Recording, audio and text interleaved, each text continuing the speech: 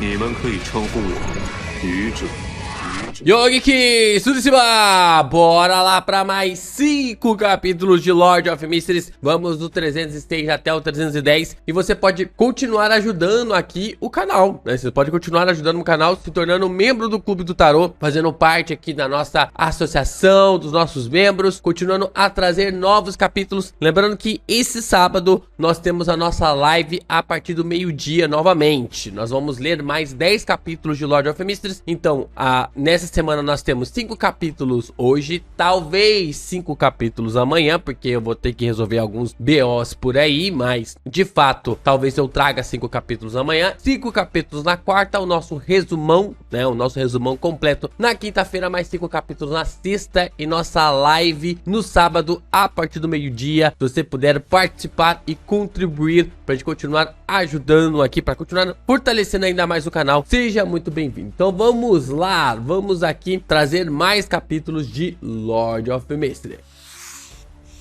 Vamos lá, Lord of Mysteries capítulo 306, Bispo Gigante. Intrigante aqui esse título, hein? À noite, Clann sentou-se em uma cadeira reclinável em sua sala de atividade. Aquecido pela lareira, ele pegou a informação que o assistente de Isengard acabara de entregar. Assim que sua ideia recebeu elogios do grande detetive pela manhã, Caslana imediatamente afirmou que precisava da mesma informação. Sturt havia murmurado que acreditava que Clann era um excelente detetive, dada sua calma e compostura ao enfrentar o caso de Adol, mas não esperava que ele fosse tão notável. Ao mesmo tempo, disse a Clann que se precisasse de ajuda, poderia encontrá-lo. Ele conhecia muitas pessoas nos círculos de detetives em Becklon. Ao nosso Watson aí. Isengard Stanton também prometeu entrar em contato imediatamente com a polícia e tentar fornecer as informações correspondentes aos detetives que precisavam antes do anoitecer. Ele realmente era muito confiável. No próximo clube de tarô, terei que perguntar ao jovem Sol, através do mundo, sobre as características do diabo de sequência 6 e quais poderes os Beyonders dessa sequência possuem. Não planejei me envolver antes, então esqueci de reunir a quantidade correspondente de informações. No entanto, como decidir ajudar, é melhor estar preparado. No mínimo, eu saberia o que está acontecendo quando o perigo surgir. Clann pensou por alguns segundos, então abaixou a cabeça e, sobre a luz do lampião a gás, começou a examinar os assassinatos em série não resolvidos nos últimos 20 anos do reino de Loen.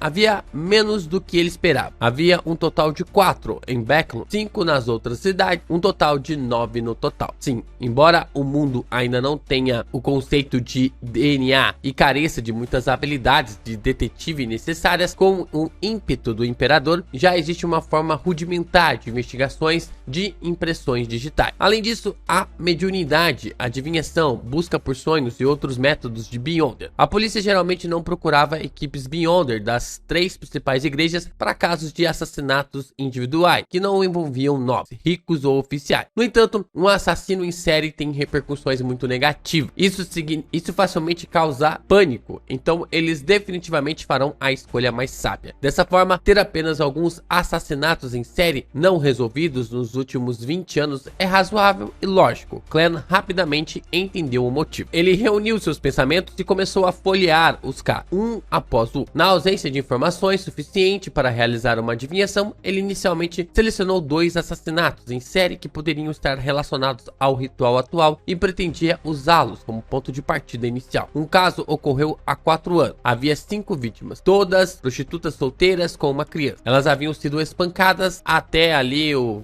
fatídico, mas não tinham nenhuma evidência de relação. Tanana. A polícia encarregada do caso na época pensou que o assassino deveria conhecer as Tananãs. Eu não vou ficar falando aqui porque senão o YouTube pode derrubar o vídeo, tá? Ou então seria impossível selecionar a precisão os indivíduos com uma criança. Eles identificaram suspeitos entre as pessoas que moravam nas proximidades e os clientes regulares de várias Tananãs, mas no final não conseguiram encontrar o verdadeiro assassino. Embora o dossiê fizesse apenas uma breve anotação, Clann percebeu claramente que eles haviam pedido a ajuda de Beyonders das 3 principais igrejas. Infelizmente, ainda não conseguiram resolver o caso. Com os poderes Beyonder do abismo, ser capaz de entender sinais de que uma mulher já foi degenerada não vai contra a lei do misticismo. Da mesma forma, para reconhecer um indivíduo como uma Tananã, mas não faz sentido que eles saibam que a mulher era solteira e tinha apenas um filho. A polícia estava certa. Qual era o problema? O verdadeiro assassino era como eu, capaz de resistir a sonhos, adivinhação, mediunidade e fugir das investigações de Beyonders de média sequência dos falcões noturnos e punitores mandatários.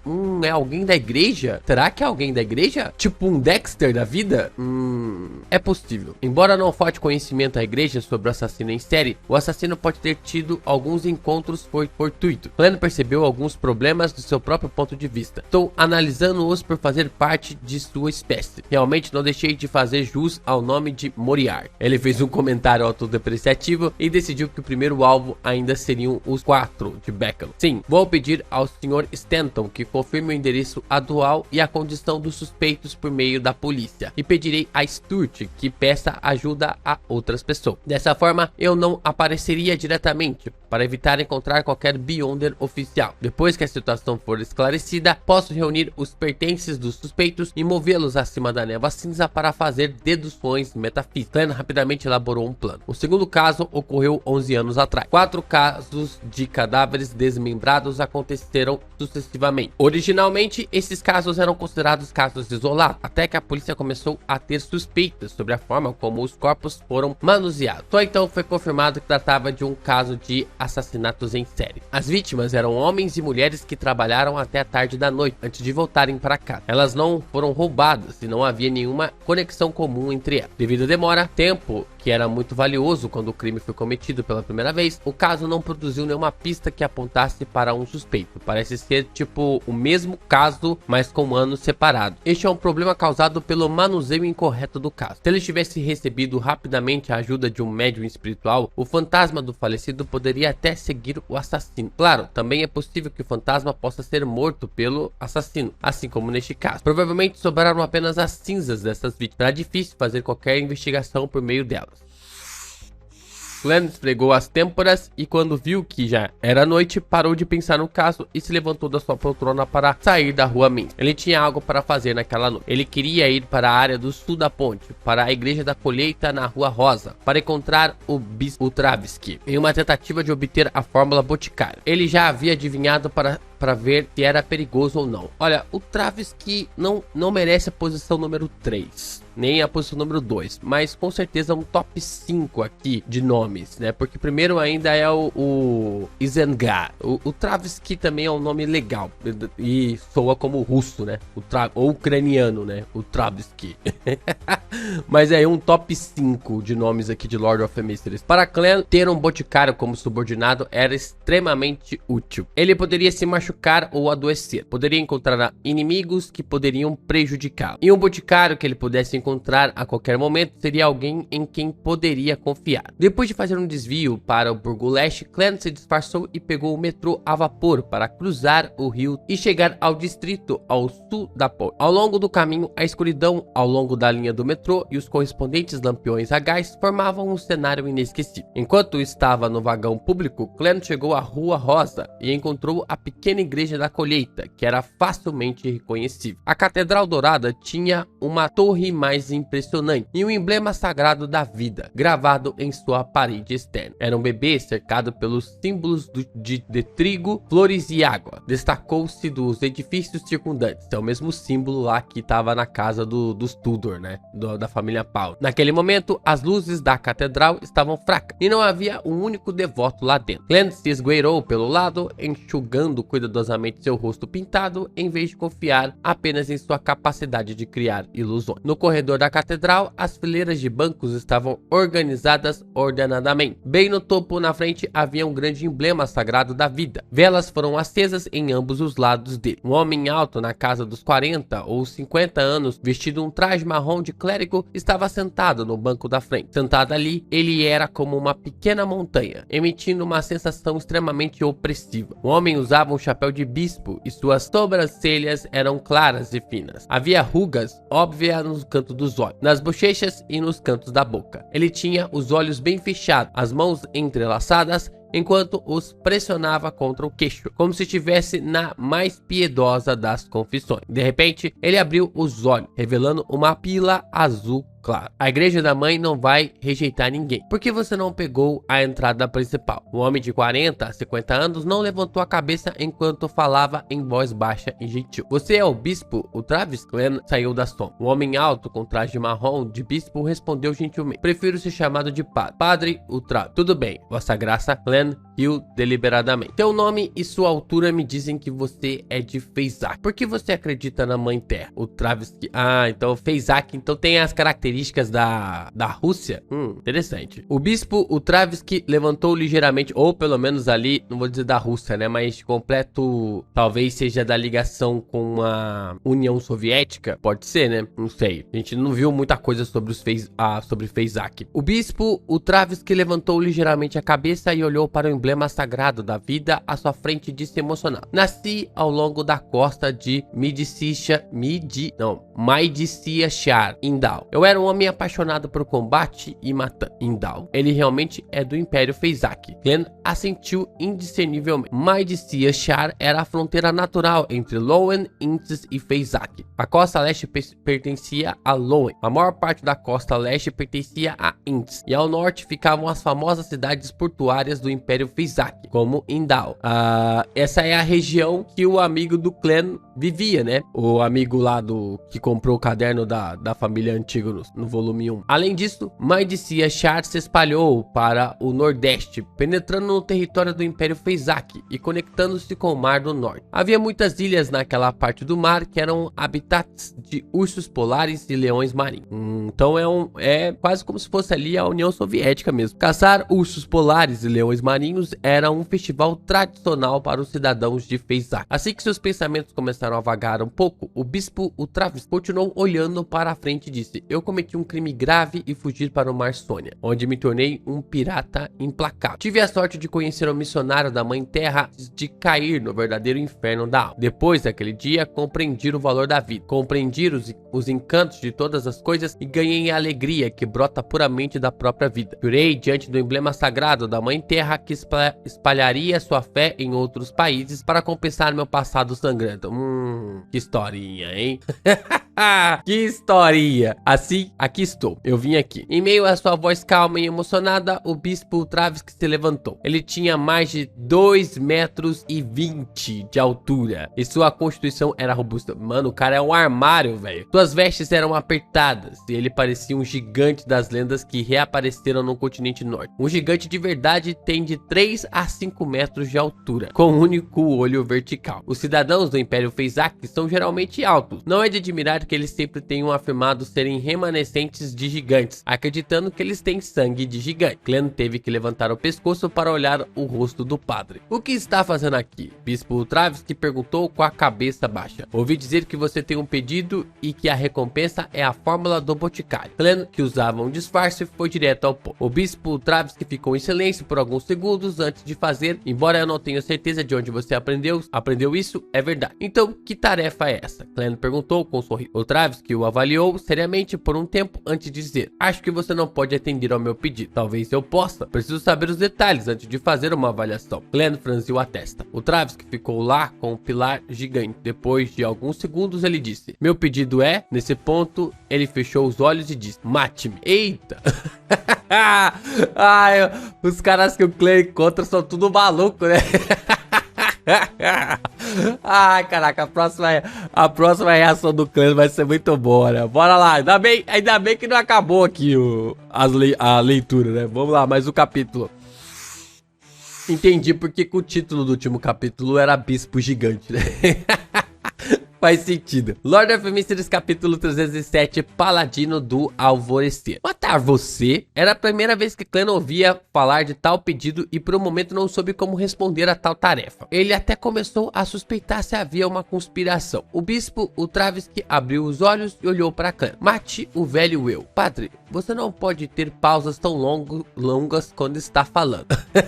A boca de Glenn se contraiu quando ele perguntou perplexo. Mesmo nas lendas e mitos, ninguém pode voltar ao passado. Receio que essa sua tarefa só pode ser realizada pelos 7 deuses. Não, quero dizer, matar o passado que nunca morreu, pois reside nas profundezas do meu coração. Vendo que Clena ainda estava confuso, o bispo ligeiramente corcunda.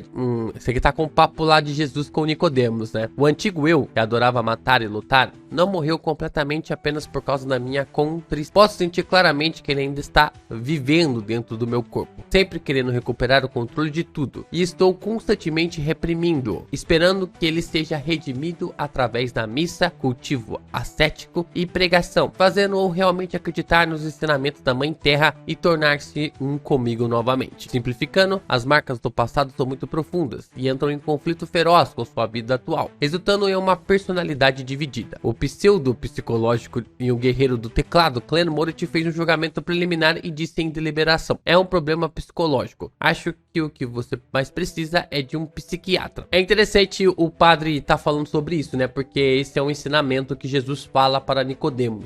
Se vocês não têm um contexto sobre a Bíblia nessa parte, o Nicodemos, ele era um dos principais mestres das leis ali dos judeus. E o Nicodemos começa a conversar com Jesus até que o momento ele fica confuso. E aí Jesus fala para Nicodemos que para ele entender tudo que ele estava dizendo, era necessário nascer de novo. Era necessário que um novo homem seja colocado através disso. E a questão é que o Nicodemos fala para Jesus: então eu tenho que voltar para a barriga da minha mãe? E aí Jesus começa a falar outras coisas que deixam Nicodemos ainda mais confuso. Só que hoje a gente interpreta que tem várias questões sobre o fato de você aceitar a Jesus no termo do cristianismo. E é claro, um dos pontos é o batismo, porque quando você se batiza, a ideia no cristianismo é que o seu velho eu fica nas águas, né, acaba sendo sepultado nas águas e você ressurge como uma nova criatura. Só que a questão é que, acho que tem uma frase, acho que é do Spurgeon, que é um grande teólogo, que diz o seguinte, eu não vou lembrar quem disse essa frase, mas ele fala assim que o problema quando você enterra o seu velho eu, quando você deixa o seu velho eu pra trás, é que ele insiste em se levantar. Então, ele fala até mesmo que chega a agarrar o seu calcanhar. Tem aquela cena do Luffy, né, que o Luffy tá meio que empurrando o zumbi pra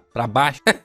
E é basicamente aquilo quando você se encontra na base cristã. Então, de fato, o que o bispo, o Travsky, tá falando aqui, reflete diretamente no termo cristão, ou de uma pessoa que vai tenta mudar de vida, tenta numa posição, só que o seu passado sempre se reflete no seu futuro, né? Sempre acaba, ou no seu presente, né? E isso acaba sendo meio complexo. Eu tentei isso, mano. Talvez você não esteja assim. Existe uma sequência chamada Médico entre o caminho do Beyonder que a Igreja da Terra, que a Igreja da Mãe Terra controla, que também é conhecida como pastor de cura nos tempos antigos. Eles estudaram o meu problema e acreditam que não é tão simples quanto uma doença psicológica. Também está misturado com a tendência de perder o controle. Se o eu do passado derrotar o eu do presente, sem dúvida perderei o controle e me tornarei um monstro, disse o Travsky com um suspiro. Então o que você precisa é da sequência 7 do caminho do espectador psiquiatra. Glenn pensou por um momento e disse: suas palavras me fazem acreditar que você encontrou uma maneira de resolver seu problema, mas só falta um executor adequado. Estou certo? Sim. Todos esses anos, além de pregar, também tenho procurado pessoas e objetos que possam me ajudar. No final,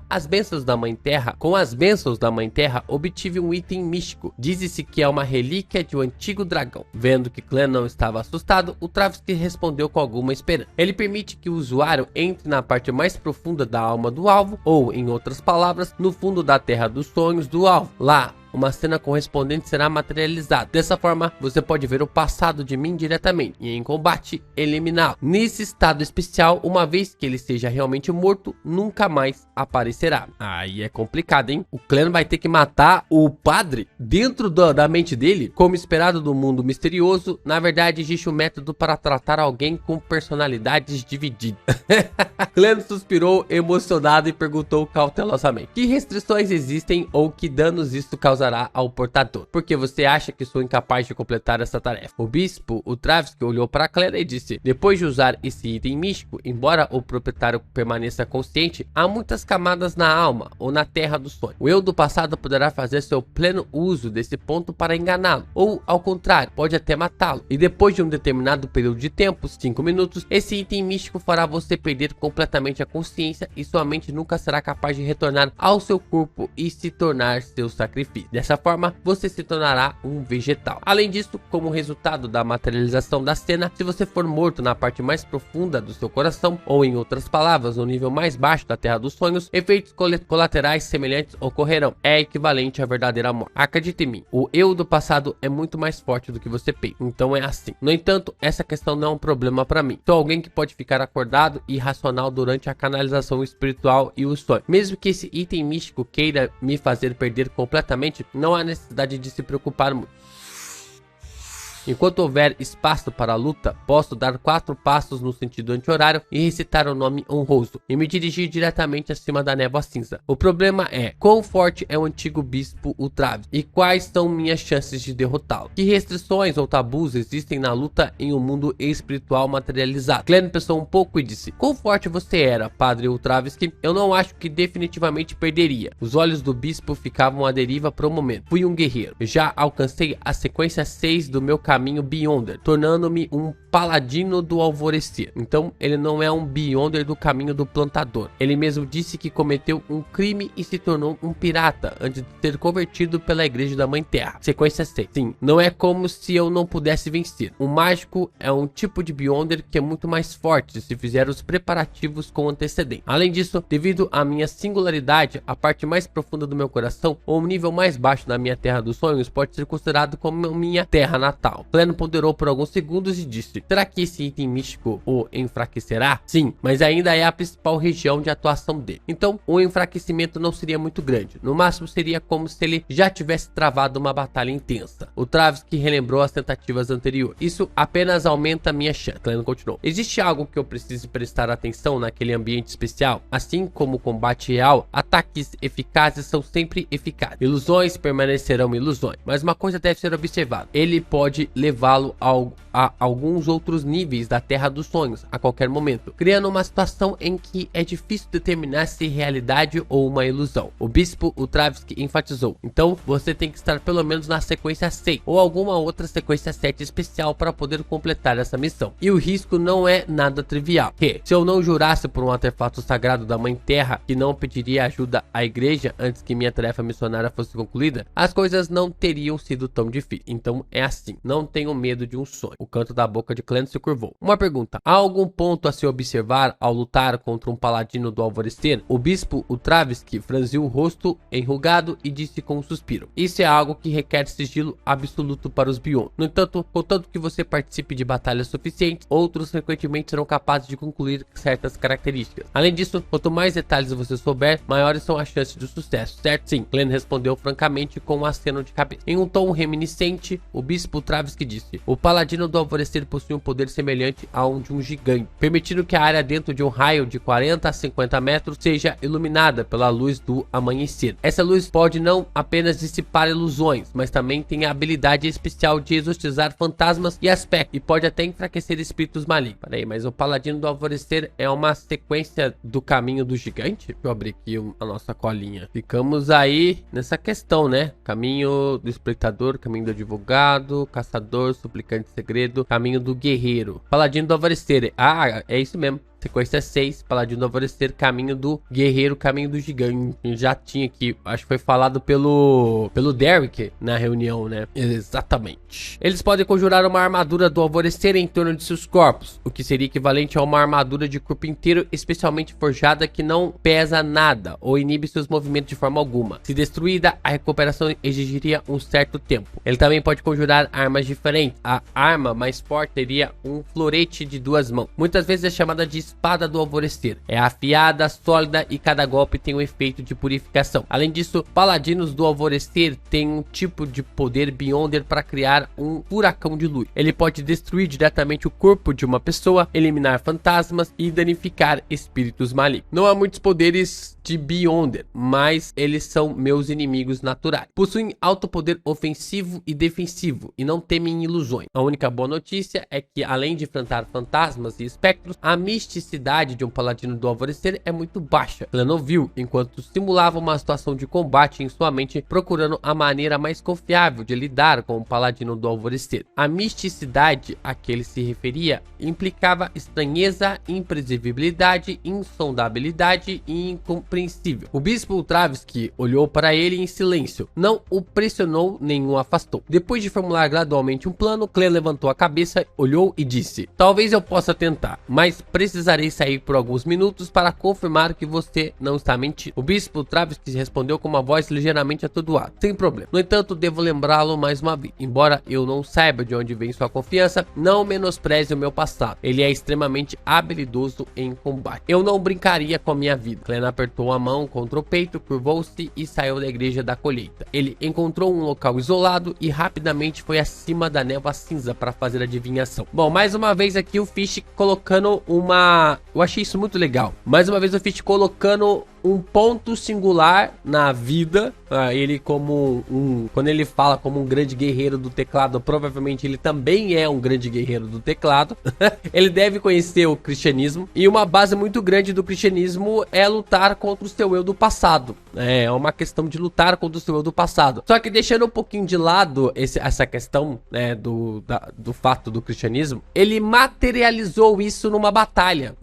O Clan vai lutar contra o passado do cara. E é o que, quando você se torna cristão, basicamente o que você faz. Você luta contra o seu eu o tempo todo, né? Você fica lutando contra o seu eu o tempo todo. Da mesma forma como o Fish faz com que os lugares mais pobres acabam sendo berços para entidades malignas renascerem no mundo. Muito legal isso, cara. Muito legal. Eu tenho feito bastante sobre essa questão também em Que Haja Luz. Mas as leituras aqui de Lord of Mysteries pra mim tem sido uma escola, cara. Tem me ensinado bastante aqui sobre narrativa, olhar o mundo de uma forma mais, não vou dizer épica, mas mais fantasiosa, olhar para as questões assim que são rudimentares e ao mesmo tempo tentar enxergar ali algo para fantasia. E eu acho que, não sei se basicamente eu nunca tinha visto alguém pegar uma obra e aproveitar ela dessa forma, usar a fantasia no mundo real desta maneira. É um contexto interessante, é uma forma legal de se abordar uma história. Ele encontrou um local isolado e rapidamente foi acima da névoa cinza para fazer uma adivinhação. Depois de obter uma resposta de que havia um certo perigo, mas em níveis toleráveis, imediatamente voltou ao mundo real. Do começo ao fim, ele levou apenas cerca de 10 a 20 segundos acima da névoa cinza. Depois disso, Clan voltou para a igreja da colheita e disse ao bispo Ultravsky, que estava em seu lugar original: vou aceitar essa comissão. O bispo Ultravsky o encarou atentamente antes de dizer lentamente: se você for bem sucedido, não apenas lhe darei a fórmula do boticário, mas também lhe darei um item místico sem muito efeito colateral negativo. Fora que é uma missão secundária de um jogo de videogame, né? Quem nunca fez uma missão secundária assim no jogo? Horizon Zero Dawn, God of War. God of War tem muita missão secundária boa, né? Pra mim, God of War, né, os mais novos, eles são o jogo que mais beneficia você a fazer missão secundária, né? Porque você tem uma gamificação do God of War. Se você não fizer as missões secundárias, são mais difíceis ali pra você fechar. E se você fecha as missões secundárias, você acaba meio que facilitando um pouco mais o jogo, facilitando um pouco mais o nível do jogo. Então eu acho isso legal, acho isso interessante. Agora, Horizon Zero Dawn é uma parada assim absurda, as missões secundárias. É chato. Por mais que a trama seja legal, as missões, nossa, o jogo é muito grande, o jogo é maior do que deveria. É uma parada realmente que me dá até canseira, cara. Clan ficou surpreso a princípio antes de elogiar sinceramente: padre, você é realmente uma pessoa generosa. O bispo Ultravsky não disse mais uma palavra. O Clan vai saber porque ele tirou uma estranha vela de um bolso escondido de uma túnica marrom de clérigo. A camada externa da vela curta parecia estar em volta de uma camada de pele humana, mas também havia várias protuberâncias nela. Seu pavio tinha a proximidade ou comprimento de um segmento de dedo e era totalmente preto. Estava coberto por minúsculos padrões semelhantes a escamas densamente compactadas. Acenda-o com sua espiritualidade. É um artefato. O Ultravsky entregou a pequena e estranha vela a Clan. Em vez de seguir suas instruções, Clan pegou uma caixa de fósforo, tirou alguns deles e o colocou no bolso da calça. Acendeu e apagou alguns outros palitos de fósforos antes de jogá-los em vários cantos da catedral. Em seguida, ajustou as posições das estatuetas de papel, notas de papel, longas tiras de papel, apito de cobre de azique e vários amuletos. Isso era uma preparação para o pior cenário que ele poderia imaginar. Depois que tudo isso foi feito, Clan estalou os dedos, fazendo com que uma chama azulada de espiritualidade aparecesse. Zizler. Ele segurou a chama perto do topo da pequena vela e observou o pavio preto acender. Nada parecia mudar, mas Clan tinha plena consciência de que havia entrado no mundo da mente. Diretamente à sua frente, ele viu o bispo, o Travsky, ainda de pé em seu lugar original. Seu corpo robusto, com mais de 2 metros de altura, exalava uma sensação de opressão. O bispo, arrependido, olhou para ele, seus músculos faciais se contorcendo. Depois disso, sua expressão tornou-se anormalmente feroz. Logo depois, Clan descobriu que a luz e as sombras ao redor estavam se transformando rapidamente e parecia que ele estava vivendo uma batalha real e intensa. Bom, no final da batalha, o bispo, o Travsky, caiu pesadamente no chão. Seu corpo ofegante tinha sangue fluindo profusamente. A boca de Clan se contorceu quando ele viu a cena diante dele com uma mente clara. Silenciosamente avaliou. Que desempenho profissional. Mas eu sei que isso é um sonho dentro de um sonho. Vamos lá pro nosso Inception. Vamos pro nosso Inception aqui. Bora lá, mais um capítulo. Lord of Mysteries, capítulo 308, um mágico com preparo, né? Deveria ser um mágico com preparo o título, né? O mágico preparado tá no mesmo nível ali do Batman. Quando Clan olhou para baixo novamente, não podia mais ver a estranha vela em volta em pele humana. Em vez disso, um cheiro fraco e levemente adocicado permanecia em seu nariz. Ignorando o corpo do bispo, o Travsky, que estava deitado em uma poça de seu próprio sangue, pegou sua caixa de fósforo e acendeu um palito de fósforo. O sangue no chão desapareceu assim que a faísca foi produzida, e o bagunçado salão da igreja ficou arrumado mais uma vez. O gigantesco Travsky levantou-se lentamente, olhou para Clan e disse com o rosto contorcido: na verdade, não teve nenhum efeito. Não é de admirar que você ousou aceitar essa tarefa. No entanto, este é o seu infortúnio. Na verdade, eu não queria matar você. Enquanto ele falava, a luz das velas em ambos os lados da catedral começou a piscar visivelmente. Todo o salão de repente se iluminou, mas era ameno e não ofuscante. Era como se o sol da manhã tivesse acabado de nascer. O espírito invisível desapareceu rapidamente e Clan, sem dizer uma palavra, jogou o fósforo, flexionou as bochechas e simulou um som. Bem, uma bala de ar invisível disparou e atingiu o bispo, o Travsky, fortemente no peito, produzindo um som retumbante. No entanto, o bispo gigante em algum momento equipou um conjunto de armaduras de prata que cobria todo o corpo. Incluía manoplas, couraças e um capacete. Naquele momento, uma rachadura semelhante a uma teia de aranha apareceu no metal prateado em seu peito, mas não quebrou completamente, até começou a se recuperar lentamente. Bang, bang! Clan produziu uma série de sons, criando 2 balas de ar que se seguiam uma após a outra, enviando-os para o peito do inimigo e uma tentativa de destruir completamente suas defesas com uma barragem contínua de ataque. No entanto, viu que na mão do bispo, o Travsky, havia um florete pesado e largo, parecendo ser condensado de luz. Usando-o, ele habilmente bloqueou as 2 balas de ar, produzindo 2 sons que eram quase impossíveis de distinguir. Crack! O Travsky deu um passo à frente e a catedral pareceu tremer. Ao mesmo tempo, seu florete de 2 mãos desceu sobre Clan em um gesto que parecia que iria despedaçar o prédio. Antes que a espada chegasse, o vento que ela carregava quase fez Clan perder o equilíbrio. Tal poder aterrorizante. Quando esse pensamento passou por sua mente, Clan habilmente pulou para o lado e se curvou, pronto para rolar no local. Bem, o florete de 2 mãos na mão de Travsky se chocou contra o chão, quebrando as lajes de pedra e causando rachaduras que se espalharam rapidamente em todas as direções. Scratch! Ele arrastou o florete pelo chão enquanto mudava de um corte vertical para um horizontal, fazendo com que faíscas voassem. Este movimento foi feito para oponentes que adoravam rolar. Assim que Clan estava prestes a atingir o chão, a imagem de si mesmo sendo atingido pelo florete de 2 mãos apareceu em sua mente. Ele rapidamente balançou os braços e estendeu as palmas das mãos. Ele pressionou levemente o chão e mais uma vez saltou no ar. Ush! O vento resultante soprou na poeira do chão e o terrível florete achatou os bancos próximos. Porém, antes que Clan pudesse contra-atacar, o gigante bispo encadeou seu ataque sem pausa. 1 golpe, 2 golpes, 3 golpes, 5 golpes, 6 golpes, 7 golpes. O Travsky parecia possuir uma resistência extremamente robusta. Seus ataques incessantes, semelhantes a tempestades, duraram dezenas de segundos. É tipo Bane versus o Batman, né? Ele usou as técnicas de espadas mais 5 cortes verticais, diagonais, horizontais, empurrando para frente e golpeando para frente, para demonstrar qual era a maneira mais eficaz e razoável de causar o maior dano. E o alcance do florete de suas mãos atingiu uma extensão assustadora. Clan saltou, rolou e correu. Não teve oportunidade de usar seus poderes e parecia bastante patético. Se não fosse pelo fósforo que ele jogou com antecedência em diferentes cantos da catedral, como a vela de ambos os lados do altar ainda não havia sido apagada, permitindo que ele teletransportasse, provavelmente teria sido morto por seu inimigo, como esperado de uma classe de Beyonder que é adepto do combate, sem erros, sem fraqueza. Clan não entrou em pânico por causa disso. Entre seus rolamentos e esquivas, procurava constantemente por quaisquer falhas que o inimigo tivesse, esperando que seus ataques atingissem um estágio moderado. É tipo um Souls-like, né?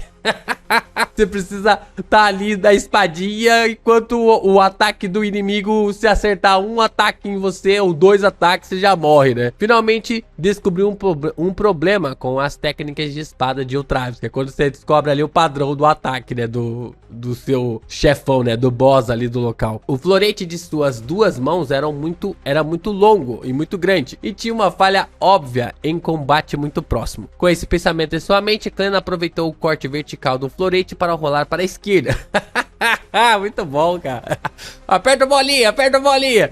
E em seguida, com o empurrão da palma da mão, rolou rapidamente para o ponto entre as pernas de Ultravisky. Com um meio gigante com mais de 2,20 de altura, Ultravisky teria as pernas afastadas de simplesmente ficar de pé. Sua virilha prateada era claramente visível. Assim que ele rolou, a mão esquerda de Clan enfiou no bolso, puxou um longo pedaço de papel e o transformou em uma bengala afiada e dura. Ele então a inseriu na abertura do lado da virilha do inimigo, apunhalando o corpo do bispo. Isso seria um golpe fatal. No entanto, neste momento, seu coração tremeu. A imagem de um florete apunhalado como luz ilimitada, formando uma tempestade terrível, engolfando todo o seu corpo, apareceu em sua mente. Uma armadilha. A armadilha de Ultravisky. Clan não hesitou. Ele pressionou a mão direita para baixo, saltando para frente pelo espaço entre pernas do gigante e chegou atrás dele.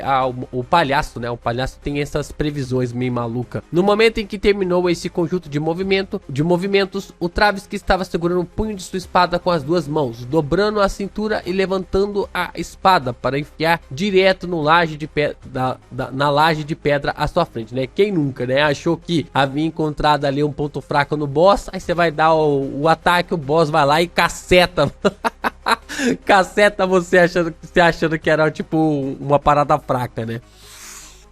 Com um estalo, raios de luz surgiram do corpo da espada como os primeiros raios do amanhecer. Eles se transformaram em um furacão e varreram os arredores. Sem um som, a laje de pedra desapareceu de onde Clan estivera, e a terra abaixo dela tornou-se quase 10 centímetros mais fina. A armadura de prata em suas pernas e virilha também foram danificadas, quebrando centímetros por centímetro e revelando sua pele. Sua armadilha era sofrer danos em troca da morte do seu inimigo. Nesse momento, Clan, que havia saltado para trás do bispo Ultravisky, finalmente encontrou uma oportunidade de contra-atacar. Ele torceu o corpo no ar, estufou as bochechas e simulou sons de tiro na parte de trás da cabeça do inimigo. Bang, bang! 2 balas de ar atingiram a nuca de Ultravisky em rápida sucessão, quebrando o metal prateado naquela área e depois dividindo-o em pedaços, expondo uma área completamente desprotegida. Clan estava prestes a dar-lhe um golpe fatal quando Ultravisky de repente se endireitou, torceu a cintura e moveu violentamente o florete de 2 mãos para trás. A velocidade era tão rápida e o ataque tão feroz que Clan parecia incapaz de se esquivar. No entanto, tirou um pedaço de papel do bolso e o colocou na frente de seu corpo. Clank! A colisão entre a espada e o pedaço de papel produziu o som de metal sendo atingido. O som nítido de metal contra metal encheu toda a catedral. Clan foi lançado voando como uma bola de teia. O papel em sua mão foi rasgado, deixando para trás apenas um pequeno pedaço entre os dedos. No ar, ele se deparou imediatamente com a perseguição violenta e rápida de Ultravisky. A situação era precária. No entanto, ele não entrou em pânico, nem um pouco, e apenas balançou o pulso. O minúsculo pedaço de papel voou e uma faísca se expandiu rapidamente, envolvendo o Clan completamente. O florete cortou a bola de fogo, mas não causou nenhum dano, apenas criou uma pequena faísca. Na vela do lado direito da catedral, uma fraca chama amarela se espalhou, formando uma figura criatura cujo rosto foi pintado com tinta a óleo. Clem reapareceu e tirou outra longa tira de papel do bolso. Pá! Com o movimento de seu pulso, o papel se transformou em um chicote resistente. A superfície do chicote estava queimando com chamas escarlates. Pou, pou, pou. Clem atacou o bispo gigante à distância. É interessante, né? Porque o Clem luta quase como se fosse ali o Noturno, né? Também, né? Porque o Noturno, ele surge e aparece. Só que no caso, o Noturno pode aparecer e reaparecer quando ele bem quiser. O Clem precisa de fogo. Ele precisa de chamas ali à sua volta para aparecer. No entanto, sua arma se desintegrou rapidamente sobre os ataques do florete de duas mãos. E esse era precisamente o objetivo de Clem. Pou, pou, pou. Com um estalar de dedos, ele enviou raios de fogo saindo do chão, bloqueando Travsky e queimando suas pernas desprotegidas. A recuperação da armadura do alvorecer era bastante lenta. Quando as línguas de fogo saltaram para cima, suas pernas ficaram pretas carbonizadas e uma cor carmesim escorria por suas pernas. No entanto, isso não afetou a agilidade do bispo. Ele soltou um rosnado baixo e, como um trem a vapor que finalmente atingiu sua velocidade máxima, avançou pelas chamas e apareceu na frente de Clem. Essa velocidade foi incrivelmente rápida. Logo depois, o florete de duas mãos nas mãos de Travsky quebrou, transformando-se em pontos de luz que voaram em todas as direções. Quase instantaneamente, Clem caiu em uma situação de morte certa. Os fósforos que ele mantinha com ele foram acesos e uma chama intensa o envolveu. No entanto, isso não foi tão rápido quanto o furacão de luz. Assim que a chama vermelha escarlate apareceu, ela foi imediatamente engolfada. O corpo de Clem foi dilacerado ao ser reduzido a pedaços, mas eles acabaram perdendo a espessura e se transformaram em pedaços de papel. Atrás de Travsky, uma coluna de chamas vermelhas escarlates brilhou e Clem saiu. Ele tirou uma caixa de fósforo do outro bolso e jogou no inimigo, como se fosse acender todos os fósforos restantes de uma vez. E através das restrições do pequeno espaço, criaram uma explosão confiável. A caixa de fósforo foi apontada para a parte inferior do corpo de Travsky, que não tinha mais proteção. Clem ergueu a mão direita e estalou os dedos. Ao mesmo tempo, o bispo, Travsky, pulou de costas, dobrou os joelhos e retirou as pernas. Pou! Acompanhado pelo estalar de seus dedos, havia uma caixa de fósforos intacta, mas um estrondo alto foi uma bala de ar que rasgou com precisão a parte de trás da cabeça do bispo Travsky, que carecia de proteção. Era uma arma letal que havia sido preparada com antecedência. Seu crânio se abriu e sangue e pedaços brancos esguicharam. Com grande dificuldade, Travsky virou a cabeça e disse atordoado: "Você?" A caixa de fósforo, que estava cheia de buracos causados pelo furacão de luz, caiu no chão. No entanto, permaneceu sem ignição. Clem riu e respondeu: "Eu nunca disse que estalar os dedos só poderia ser usado para controlar chamas e não disparar balas de ar. Olhe, pou, pou, pou." Ele estalou os dedos repetidamente, permitindo que uma bala de ar após a outra atingisse Travsky na cabeça, quebrando seu capacete e sua cabeça. Bem, Travsky parou de respirar e caiu pesadamente no chão, sacudindo levemente o salão da catedral. Bom, Clem se virou e estalou os dedos novamente. A caixa de fósforo no chão explodiu, transformando-se em uma chama escarlate que enterrou o corpo gigantesco de Travsky. Clem não tentou sentir a existência da vela, mas em vez disso, ele confiou em sua própria clareza mental para forçar-se a sair do nível mais baixo de sua mente. Atrás dele, o cadáver estava envolto em chamas escarlates, enquanto o mundo ao seu redor se desintegrava pouco a pouco. Rapaz, o mágico com preparo, né? Rapaz, isso aqui realmente... O Clem com preparo, meu amigo. Imagina o sequência 7 dando uma surra no sequência 6, velho. Inacreditável. Vamos lá, mais um capítulo.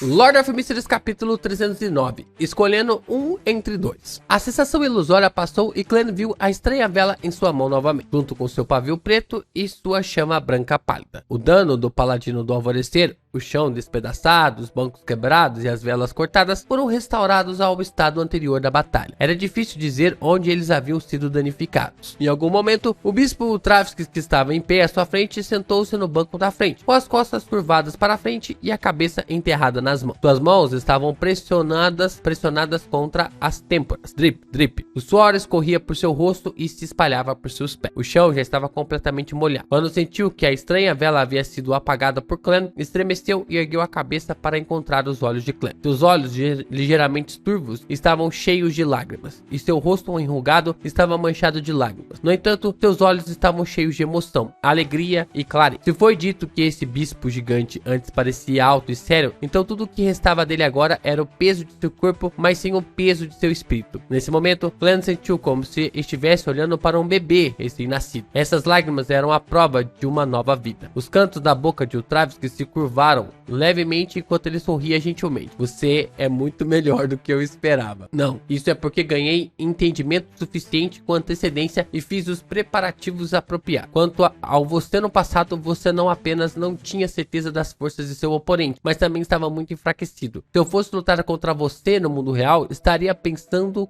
em como escapar. Clem respondeu calmamente. Um mágico preparado e um mágico despreparado são conceitos muito diferentes. Ele acrescentou silenciosamente em seu coração. O bispo Ultravsky não insistiu nesse problema. Cheio de alívio da cabeça aos pés, ele disse: obrigado, meu amigo. De acordo com o nosso acordo, darei a você a fórmula do boticário. Também lhe darei um item místico adicional. Enquanto falava, tirou do bolso o que parecia ser uma combinação de agulha, tubo e recipiente. Você tem duas escolhas. Essa é uma das escolhas que você tem. Quando o ganhei, não sabia o nome dele e também nunca pensei em nomeá-lo. Você pode usá-lo para extrair um tubo de sangue, seu próprio sangue. Em um momento crítico, você pode transfundir de volta para você. Dessa forma, seu cansaço desaparecerá. Suas doenças e ferimentos serão aliviados e sua força, velocidade, equilíbrio e outros atributos serão bastante aprimorados. O bispo Ultravsky apontou para o objeto em sua mão. E quantas limitações e perigos lá tem? Clem perguntou racionalmente. O Ultravsky olhou para os padrões misteriosos na agulha e no tubo e explicou em detalhe. Depois de tirar um tubo de sangue, você ficará enfraquecido por 12 horas completas. E durante essas 12 horas, transfundir o sangue de volta para você não tem qualquer efeito. Claro, o limite de tempo específico não é tão preciso. Aumenta ou diminui de acordo com a condição do seu corpo. Além disso, é melhor não usá-lo com muita frequência, não mais do que uma vez por semana. Caso contrário, a transfusão não apenas lhe trará poder, mas também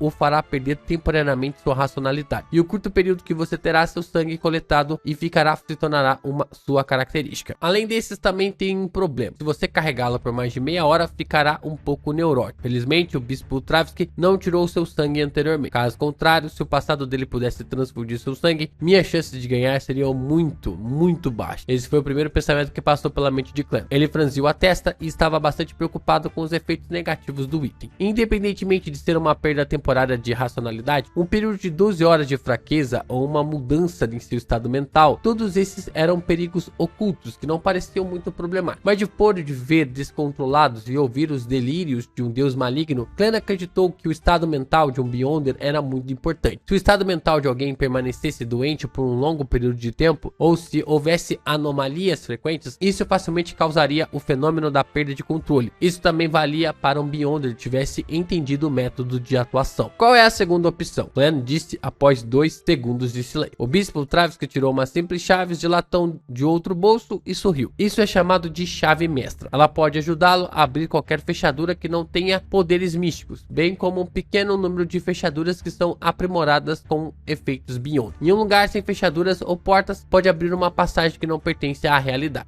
A premissa é que não há restrições dos poderes do Beyonder e as barreiras não são muito grossas. Sua espiritualidade é completamente contida. Quando não está sendo usada, os Beyonders não conseguem ver nenhuma diferença entre ela e uma chave normal. O Ultravsky levantou-se novamente, deixando Clem sem escolha a não ser olhar para cima. O bispo gigante acelerou o passo e aproximou-se da parede ao lado do salão da catedral e pressionou a chave mestra contra o tijolo. Ele torceu suavemente e todo o seu corpo parecia afundar na água enquanto ondulações eram produzidas. Ele atravessou a parede e chegou lá fora. Da mesma forma, o bispo Ultravsky voltou ao salão da catedral e entrou novamente na linha de visão do Clem. Você decidiu sobre o item místico? O padre alto perguntou com a cabeça baixa. Quais são os perigos latentes da chave mestra? Clem perguntou depois de alguma deliberação. O bispo Ultravsky sorriu calorosamente e disse: a pessoa que carrega ocasionalmente se perde. Então o Zoro deve carregar uma uma chave dessa o tempo todo. De acordo com o que alguém me disse, a gente se perde ao acaso. Se perde? Sou um vidente com intuição espiritual, Clem murmurou, e sua mente gradualmente tomou uma decisão. Depois de alguns segundos, ele disse: quero a chave mestra. Ele não queria que seu estado mental fosse afetado e não queria acumular o risco de perder o controle. Que pena. O que eu mais quero é aquela vela esquisita. É como parte mais profunda de uma alma, o nível mais baixo de uma terra dos sonhos. Isso é equivalente à minha terra natal. Ele suspirou em seu coração. Tudo bem. O bispo, o Travis chegou a chave simples de latão e Clem pegou de volta a estranha vela envolta em pele humana. Enquanto Clem examinava o item místico, o Travis apontou para o fundo e disse: a fórmula do boticário está naquela sala. Eu vou buscá-la. Espere aqui um pouco. Clem assentiu em resposta. Aproveitando o momento em que a figura do bispo Travis desapareceu do corredor, ele tirou uma moeda e adivinhou se ele estava mentindo sobre a chave mestra. Depois de receber uma resposta aceitável, caminhou até a parede à sua frente, onde havia uma fileira de vela, e pressionou a antiga chave de latão contra a parede dura. Enquanto injetava espiritualidade e girava a chave, a visão de Clem de repente ficou turva e depois ficou clara. Naquele momento, não havia mais velas acesas preenchendo sua visão, nem havia bancos limpos e paredes retas. Havia apenas grama murcha e terra lamacenta espalhada com um pouco de lixo. Ao lado dava para onde ficava um poste de gás. Eu realmente saí. Clem sorriu, acenou com a cabeça, virou-se mais uma vez, usando a chave mestra para retornar com sucesso ao salão da catedral. Depois de mais de 10 segundos de espera, o Travis entrou com passos pesados, um rolo de pergaminho marrom amarelado na mão. Você pode obter uma avaliação para ir. Se houver algum problema, você pode me encontrar na igreja da colina. O bispo gigante entregou a fórmula do boticário a Clem. Ingredientes principais: chifre de unicórnio voador adulto, 3 gramas de cristal de veneno de água viva real. Clem passou o olhar, sorriu e respondeu: vou confirmar sua autenticidade. Por exemplo, adivinharei acima da névoa cinza. Acrescentou interiormente. O Glenn vai conseguir passar a forma pro Glent, né? De alguma forma ele vai trazer ali um boticário pro seu clube, né? Engraçado, né? Que uma parte da nobreza vai pertencer ao clube do tarô e uma parte dos piratas também vão pertencer ali. Piratas e marinheiros vão pertencer ao clube ali do tarô. E eu quero saber, tipo assim, se o Derrick vai trazer mais pessoas. Por exemplo, se a pastora ali vai fazer parte, porque os 3 talvez sejam as conexões dos demais, né? Então vamos ter talvez três grupos, 3 facções dentro do grupo do clube do tarô. Os 3 seriam os principais, né? O Derrick, o Alger e a Audrey, e dos outros 3 vai fluir ali as conexões, né? As próximas conexões dos personagens. Ou talvez o Clem ele nos surpreenda. Ou Fish, né? Através do Clem nos surpreenda. O bispo, o Travis, que assentiu ligeiramente e sem dizer mais nada, virou-se e caminhou até o sagrado emblema da vida da Mãe Terra. Ele abriu os braços e cantou em voz baixa: obrigado, fonte da vida, louvado sejas, mãe de todas as... Clem guardou a chave mestra e a fórmula do boticário. Depois que o Travis parou, ele disse meio brincando: será que minha visita foi arranjada pela Mãe Terra? Por que mais você estaria agradecendo a ela? O falso crente da deusa da meia-noite? Clem riu interiormente. Sim, tudo é organizado pela Mãe Terra. Caso contrário, meu pedido de ajuda não teria chegado aos seus ouvidos. Eu também não estaria aqui em Beckley, nem teria obtido esta vela do terror mental, disse o Travis com um sorriso gentil, sem nenhum sinal de raiva. Lógica crente completa e autoconsciente, mas Clem de repente sentiu que era impossível se comunicar com ele. Ele pressionou a mão no peito, curvou-se e disse: obrigada por sua generosidade. Eu deveria sair agora. Ele endireitou o corpo e recuou rapidamente. Então desapareceu rapidamente do salão principal da catedral e da rua Rock. 10 minutos depois, viu a fachada dourada da igreja da colheita de outra direção e não pôde deixar de torcer a boca. Não posso voltar sem adivinhação. Ele silenciosamente murmurou para si mesmo. Realmente queria confiar obstinadamente em sua própria capacidade de superar o fato de estar perdido. Mas sua mão, que era mais rápida que sua voz, quebrou os galhos de uma árvore e fez uma vara de radiestesia improvisada. A busca com vara de radiestesia pode ser usada para procurar pessoas, bem como itens e direções. Dessa vez, Clem conseguiu voltar para casa sem incidente, até confirmou a autenticidade da fórmula e os perigos latentes da chave mestra. A manhã seguinte era uma manhã de domingo. Ao acordar, Clem tomou café da manhã, pegou papel e caneta e escreveu uma carta a Isengard Stanton, pedindo-lhe que procurasse ajuda da polícia para confirmar a situação atual dos poucos suspeitos do caso de assassinato em série ocorrido há 4 anos. Naquela época, os alvos eram prostitutas solteiras com um filho. Depois de dobrar a carta e colocá-la em um envelope, Clem colocou um selo preto com o valor nominal de 1 centavo. Vestiu-se e pegou o chapéu e a bengala e saiu de casa para colocar colocar a carta na caixa de correio no fim da rua. Então ele viu a senhora Stellan Summer e seu marido, o Sr. Luke, vestidos com esmero. Uma carruagem alugada parou na porta dele. Bom dia, por que vocês estão participando de um banquete tão cedo? Glenn perguntou com alguma surpresa. Luke riu e disse: não é realmente um banquete, é mais como se estivéssemos. A senhora Stellan levantou o queixo ligeiramente e acrescentou: Mary entrou com sucesso no Conselho Nacional de Poluição Atmosférica. Haverá um grande baile essa noite e temos que ajudar com antecedência. O desejo da senhora Mary foi realizado? Impressionante. Glenn suspirou e disse com um sorriso: por favor, transmita meus parabéns à senhorita Mary por mim. Luke Summer assentiu e disse: você não leu o jornal desta manhã? Leu? Todos os membros do Conselho Nacional de Poluição Atmosférica foram publicados. O presidente do conselho é o Sr. Darren Shaw e o primeiro secretário é o Sr. Hibbert Hall. Oxê, Hibbert Hall é o irmão da Audrey, né? Vamos lá. As coisas vão caminho para fazer o Clã ficar rico.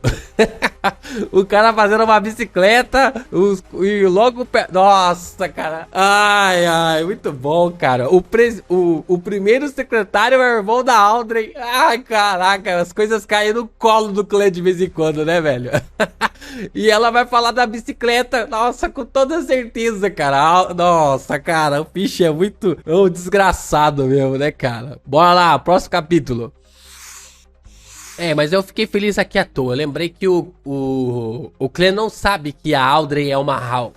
O Clã sabe quem é ela, que ela é da nobreza e tal, mas não sabe que ela é uma Hall. Então eu fiquei feliz à toa. Mas o Clã provavelmente vai chegar nessa ideia. Lord of Mysteries, capítulo 310. Conselho Nacional de Poluição Atmosférica. Sr. Dershaw, Sr. Hibbert Hall. Quem sou eu? Eu não os conheço. Agindo como se tivesse dúvidas, Clã disse meio brincando: vamos torcer para que eles possam trazer céus azuis e sol para Backlund. Sim, embora queimar na própria lareira seja uma liberdade de todos e um direito garantido por lei, céu azul e sol são coisas mais desejadas. Luke Summer, membro da Associação de Redução de Fuligem, suspirou de emoção e apontou para a carruagem alugada. Nós devemos ir. Mary precisa urgentemente de ajuda. Stellan Summer acrescentou, fingindo um nível de contenção. Pode haver membros do parlamento vindo para o banquete, do distrito de Backlund ou do reino. Posso imaginar a grandeza deste banquete. Glenn lisonjeou educadamente e observou os Summer embarcarem na carruagem e partir. Quando ele se dirigia para o correio no final da rua, um carteiro de uniforme verde escuro chegou em uma carruagem e entregou uma carta em sua caixa de correio. Uma carta para mim. Glenn pegou um molho de chaves e casualmente escolheu as que era simples e tinha uma cor de latão. Cachá. A chave mestra abriu facilmente a caixa de correio. Eu só preciso ter essa chave comigo no futuro, Glenn murmurou enquanto pegava os jornais que havia assinado e a carta. A carta era de Isengard Stanton. Ele também examinou os assassinatos em séries antigos e não resolvidos ontem e escolheu os mais suspeitos. E após obter uma confirmação preliminar do departamento da polícia sobre as atuais circunstâncias do suspeito, ele escreveu para Clã, Caslana e os outros detetives particulares que estavam interessados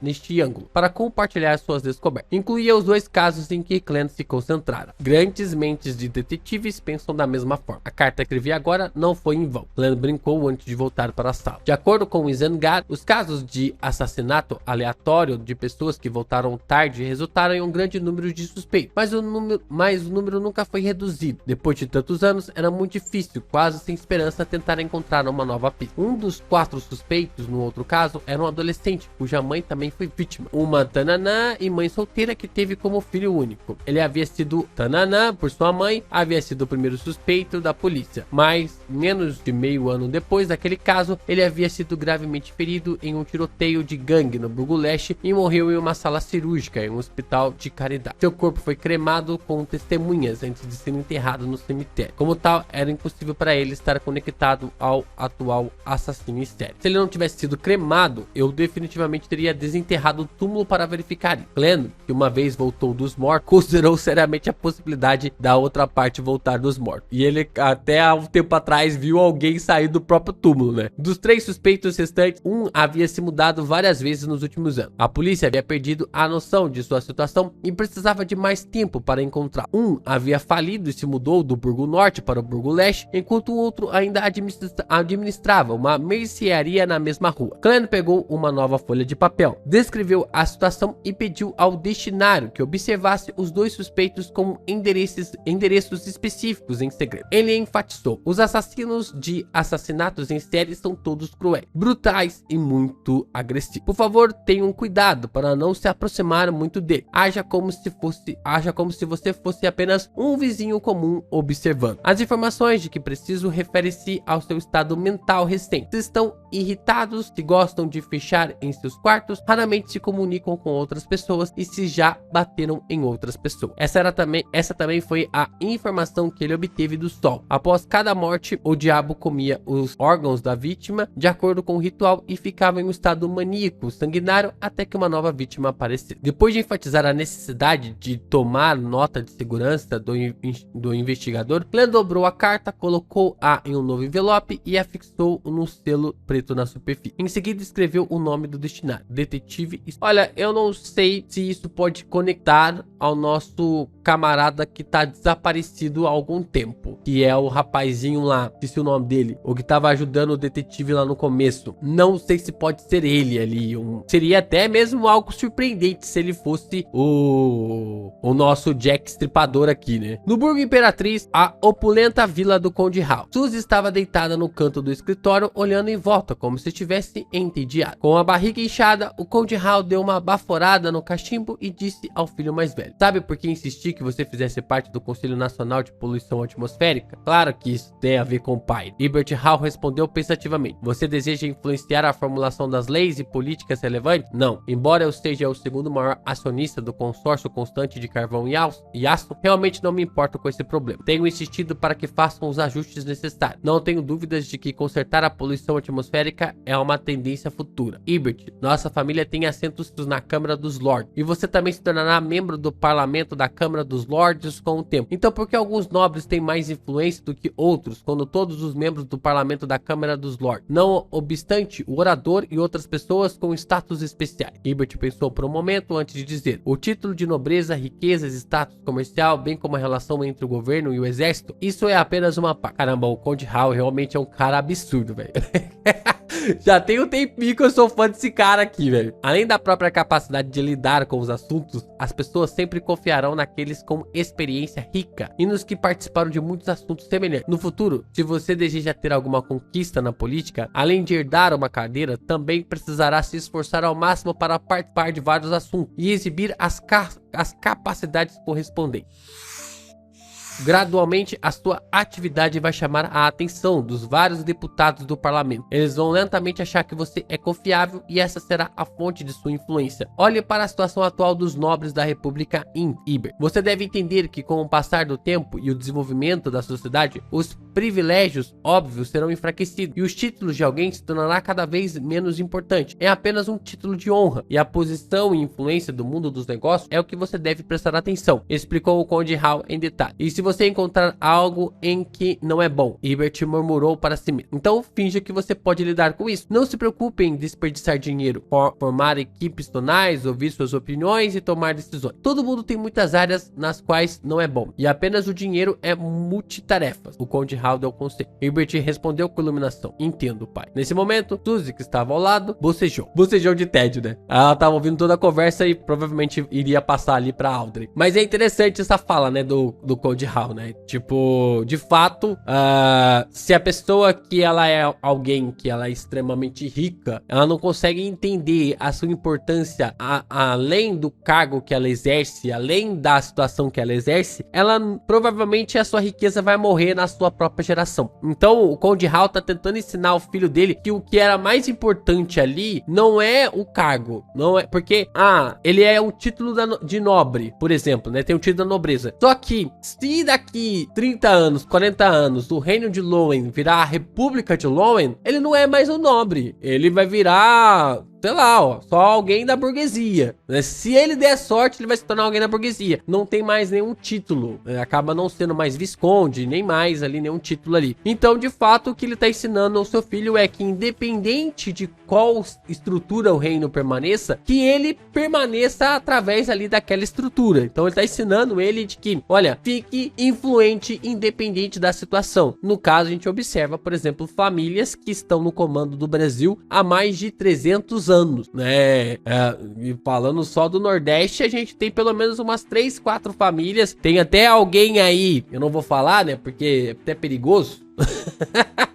Mas tem uma família de um ministro por aí que tá aí pelo menos há uns 200 anos de influência no Brasil, né? Não vou dizer nomes porque eu tenho problemas depois aí, vou ter problemas com copyright, problemas com o canal, eu não quero isso pro Geek Brasil. Mas de fato, né, levando pra esse lado aqui que o Conde House tá dizendo, 200 anos nós tivemos o quê? A gente pegar aí 200 anos, nós estamos 200 anos, um pouquinho mais, né? 215 anos. Nós tivemos Brasil Colônia, Brasil Independente, Brasil Império, Brasil Velha República, tivemos ali ditadura do Getúlio Vargas, redemocratização, tivemos ditadura militar e nova república. 8 pontos que o Brasil passaram. E essa família está aí, influente até hoje no Brasil, em cenário político. E é exatamente o que o Conde House está dizendo. Eu tô falando que isso é correto. Para nós que enxergamos isso do lado de fora, pode parecer muito errado. Mas para eles que querem permanecer no poder, é uma estrutura de habilidade assim que é necessária. Se você quer permanecer nesse tipo de poder, é necessário se adaptar ou já se adaptar ao futuro de acordo ali com as intuições. Agora é por isso que você percebe que muitos políticos vão e vêm e outros políticos conseguem eleger. O trisavô foi ali político, o bisavô foi político, o avô foi político, o pai foi político, o filho é político, o filho do filho é político e assim sucessivamente. Porque essa mente de adaptabilidade de acordo com que a sociedade ela evolui, ela vai passando de pai para filho e é aqui que o Conde House tá ensinando ali o Hibbert a seguir nesse ponto, né? Quando tudo acabou, ela entrou no estúdio de arte de Audrey, repetiu tudo que tinha ouvido e finalmente murmurou: não tenho ideia do que eles estavam falando. Audrey ouviu a pensativa, então disse em um leve sorriso: eles estavam discutindo uma coisa boa que envolve reduzir o cheiro pungente que você sente. É mesmo? Suzy perguntou sem compreender completamente. Audrey não respondeu e pensou em outra coisa. Ela pretendia chamar a atenção discretamente para as más condições do Burgulash, a área da fábrica e a área das docas. Mas nas duas últimas reuniões, ela se viu incapaz de encontrar uma oportunidade. Esses membros do parlamento e altos funcionários nunca falariam sobre esses assuntos. Não havia como direcioná-los para esse tópico, mesmo que ela quisesse.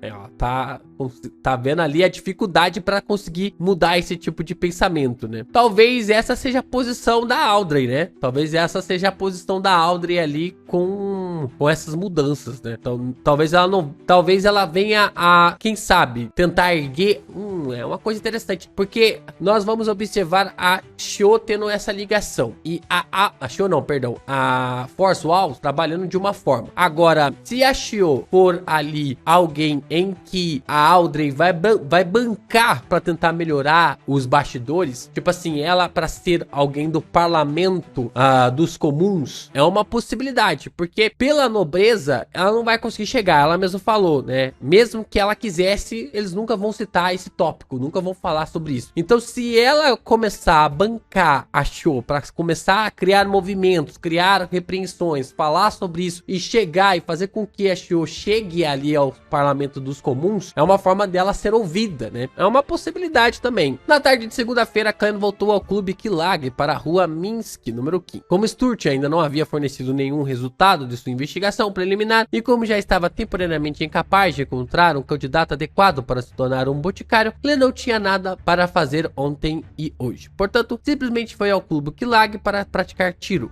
ler e ganhar comida de graça. No processo, ele conheceu muitos outros membros do clube. Esta é a força vital para as futuras oportunidades de negócio. Clem suspirou de emoção, deu 4 passos no sentido anti-horário e passou por cima da névoa assim. Ele fez seus preparativos, passo a passo, primeiro conjurando o falso mundo, familiarizando-se com o controle do olho todo-poderoso e em seguida enviou uma mensagem ao sol, informando que a reunião estava prestes a começar. Depois que tudo isso foi feito, Clem esperou que chegasse às 3 horas. Então ele estendeu a mão para tocar as estrelas carmesins correspondentes e estabeleceu uma conexão firme. O mágico também tinha sua própria estrela ilusória. A pretexto de se concentrar em sua escrita, Horswall mandou o show embora e por um momento ela ficou deslumbrada com o súbito fluxo de névoa cinza. Em um piscar de olhos, ela se viu viu acima da misteriosa e serena névoa cinza. Ela estava dentro de um palácio majestoso e na frente dela havia uma antiga mesa de bronze manchada. Ao redor da mesa havia uma figura borrada após a outra. Uma figura atrás da outra? Uma figura atrás da outra. Estes são os membros da reunião de que o Sr. Tolo falou? Force sentiu que os membros dessa reunião secreta eram todos Beyonders muito